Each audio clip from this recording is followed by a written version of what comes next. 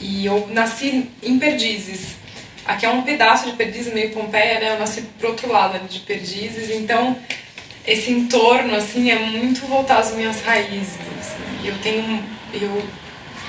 tenho muita atenção a essa coisa de raiz, né? Tem gente que é meio sem raiz.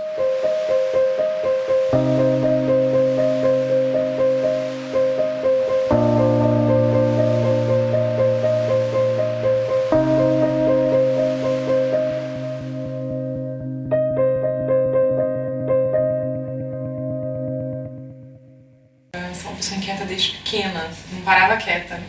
Eu vivia dançando e comendo banana, era o que eu fazia quando eu era pequena. E era a minha paixão, comer banana, comer pão com geleia e dançar. E aí enfim, conforme eu fui crescendo, eu lembro que quando eu era pequena, eu queria ser escritora. Eu escrevia muito. Aí um dia eu virei pra minha mãe e virei pra ela e falei: mãe, não quero ser mais escritora. Eu não vou conseguir ficar parada escrevendo, eu sou muito inquieta. Então eu acho que é uma coisa que realmente tá me... Aí ela falou: por que você não vai ser jornalista então? Aí eu falo: olha, pode ser. Então eu lembro que tinha uns 10 anos. Aí ficou na cabeça e realmente eu acho que hoje... Eu acho que o jornalismo abarca muito... E eu digo pela minha profissão porque eu amo muito o que eu faço, assim, sabe? Eu acho que ele é... Acho que metade de mim é minha profissão, sabe?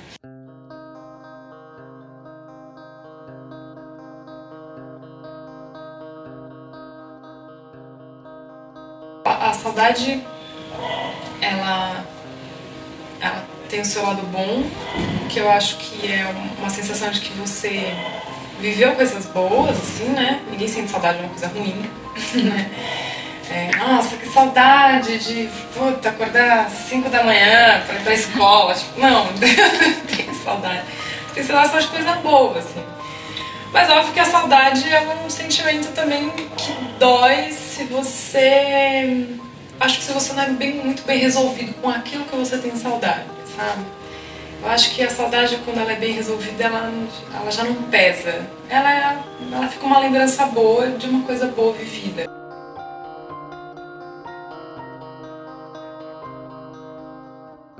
Eu tenho uma grande saudade das pessoas mais velhas da minha família, assim, sabe? Que se foram, assim. Sei lá, teve muita gente que morreu cedo, entendeu? Tipo, minha avó...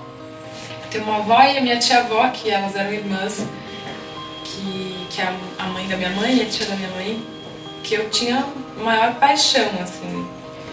A minha avó faleceu, eu tinha 11 anos e a minha tia-avó tinha 20. As duas morreram com 70 anos, assim. Uma diferença de 10 anos entre uma e outra, né? 9 anos. E elas... Porque eram pessoas muito sábias, sabe? Assim, eu sempre me liguei com gente mais velha. Eu sempre escutei essas pessoas, desde pequena. E aí a minha avó... Então, tem a minha tia-avó, que é uma pessoa que eu acho que eu ainda não resolvi a saudade com ela, assim. É muito louco, porque eu sinto ela muito presente, assim. Quando eu parei pra pensar esses dias que, sei lá, faz uns 11 anos que ela morreu, eu falei: nossa, gente, mas assim... Nossa, mas, sabe, eu ouço a voz dela ainda por aí, sabe? E olha que louco, a minha avó, por exemplo, eu não lembro direito da voz dela. É maluco isso, né? Como a voz é uma coisa que... Eu lembro do cheiro dela, mas eu não lembro da voz direito dela. A minha tia Guilmar, que é essa minha tia-avó, eu já lembro da voz e tal. E aí, juntando um pouco com essa história minha de casa, eu sempre fiquei muito revoltada com a destruição, essa exploração imobiliária de São Paulo, com a destruição de casas e tal, porque, nossa, quando eu vejo uma casa sendo demolida, parece que estão tipo, passando por cima do meu coração, assim, sabe? Porque eu fico pensando, gente, quanta história tem aquela casa, quantas pessoas viveram naquela casa, quanta coisa aconteceu naquela casa. Então eu lembro, é engraçado porque assim, eu saí de São Paulo com 7 anos.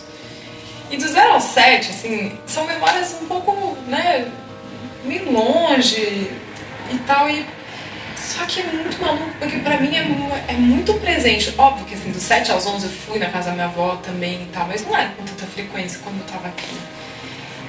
E só que a memória é muito viva mesmo, assim, dela, assim, cada canto daquela casa. Eu lembro de cada canto daquela casa, assim, de tudo, da entrada, que era um corredor que a gente ficava jogando bola e derrubava os vasinhos de flor dela, da sala, que tinha uma cadeira de palha, do quadro, onde exatamente ele tinha no quadro, com uma casinha no morro, com uma vista de um mar, uma televisão, que era aquelas de puxar ainda e rodar,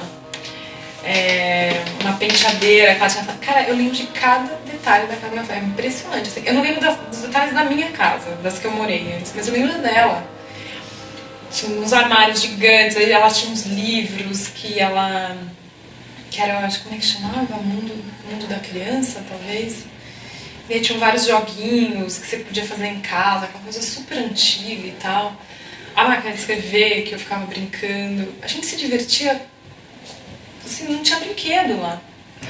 E ela faleceu, a casa era alugada, e aí eu lembro da gente ir lá e, nossa, tinha uma quantidade de coisas, assim, absurda de coisas que ela guardava, assim.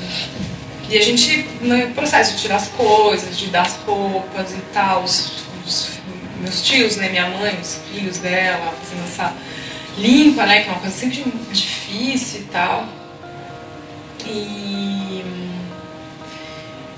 E aí, enfim, eu fiquei muito tempo sem passar na frente da casa dela de novo, assim, sei lá. Quando eu vinha pra São Paulo eu tentava passar, assim, só pra ter aquela memória, mas não cheguei a passar muito. Eu fiquei um tempo sem ir.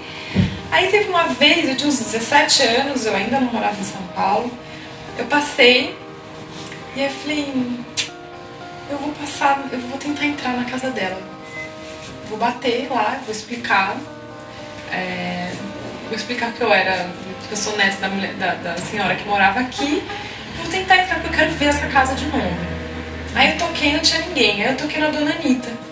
Aí a filha dela tava lá, na Dona Anitta. E aí eu falei, Valquíria, não sei o quê.